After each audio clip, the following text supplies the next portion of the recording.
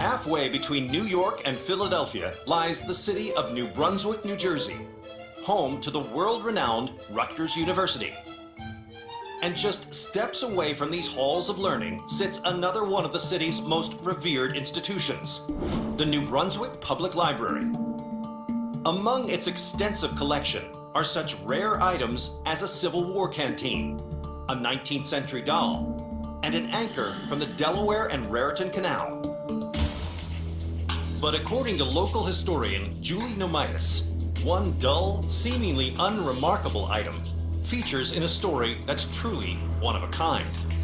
It's oval-shaped, it's beige in color. The item has 2 splash-marked tears. When I look at that artifact, I think of the man that wore it, the last day that he wore it. This tattered accessory may look ordinary, but it was evidence in one of the most sensational trials of the Roaring '20s.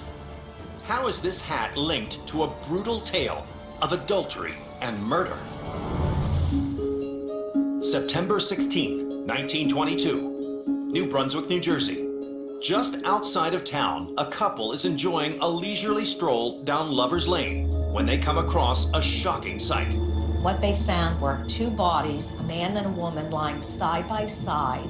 At first, the couple thought they were sleeping, but then they realized that these people were dead. The young couple alerts the police, and when they arrive, the officers immediately realize this is no ordinary crime scene. It appears that the bodies have been carefully posed. The man was lying on his back with his right arm outstretched, and the woman was laying in the crook of his arm, and covering the man's face was a hat. The same hat now on view at the New Brunswick Public Library. When the hat was removed, they saw that he was shot in the head. And then they realized that the woman had been shot in the head 3 times, and her throat had been cut almost from ear to ear. Police find a business card at the man's feet that reveals his identity. The calling card said, the Reverend Edward Wheeler Hall. Reverend Hall was the beloved minister of New Brunswick's Episcopal Church. But in some circles, he was better known for the woman he married, Frances Hall, an heiress to the Johnson & Johnson medical supply company fortune. But it's not Mrs. Hall who is found in the deceased Reverend's arms. Police identify the female victim as 34-year-old Eleanor Mills, a soprano in the church's choir. The police are stumped. Who is responsible for the brutal slaying of these God-fearing people? As they search for answers, police find torn-up pieces of paper scattered about the crime scene. When assembled like a jigsaw puzzle, they reveal that Reverend Hall and Eleanor Mills were having an affair. The ripped papers turned out to be love letters written by Reverend Hall and Mrs. Mills to each other. One of the letters had said, "Oh, honey, I'm fiery today. It's been ages since I've seen my babykins' body." They were quite salacious for the day. News of the couple's murder and their scandalous relationship spreads quickly. When the media got a hold of it, it was a very sensational thing. You had the minister that was killed on Lover's Lane with a woman that was not his wife. Even after the bodies are removed, fascination with the murder lingers, leading dozens of people to flood the crime scene, clamoring for macabre mementos. People started to take souvenirs. The police could not control the crowds. It took on a carnival atmosphere. In the frenzy, much of the evidence disappears or is compromised. With little to go on, investigators struggle to come up with a suspect. But when they learn from people close to the Reverend that his marriage was less than blissful, police turn their attention to his wife, Frances Hall. The Reverend had a strained relationship with his wife. One of the suspicions was that he married her for the money, and that was a very big bone of contention between them. Police begin to wonder, did Mrs. Hall murder the adulterous duo in a fit of jealous rage? It's 1922 in New Brunswick, New Jersey.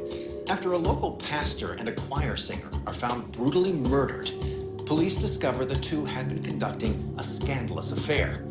Investigators soon begin to focus on the pastor's wife, a wealthy heiress named Frances Hall. So is the heiress behind this gruesome murder? Investigators bring the pastor's wife in for questioning, but the widow immediately denies any involvement. With no evidence to dispute her claim, the police are forced to let her go. And when they broaden their search for new suspects, the case goes cold. But then, in 1926, someone comes forward with a startling revelation. A maid that had worked for the Halls said Mrs. Hall was in fact involved with the murders of her husband and Mrs. Mills. According to the maid, Mrs. Hall had long known about her husband's affair. But when she discovered that the Reverend planned to run off with his mistress, the enraged heiress enlisted her brothers to kill the lovers. As the maid's story unfolds, authorities begin to speculate that Hall and her brothers dragged the victims to Lover's Lane to expose the affair. The siblings are charged with murder, and on November 3rd, 1926, their sensational trial begins. The prosecution methodically lays out their case, but they're limited by a serious handicap. Any piece of evidence linking the suspects to the crime had been contaminated years earlier. Because the crime scene had been so mismanaged, so many things brought a reasonable doubt to the court. After only a month of testimony and arguments, the jury returns a hasty verdict. They only needed about 5 hours and 11 minutes to come back with an acquittal. And despite rampant speculation, the crime remains unsolved, prompting public fascination with the case to linger for years.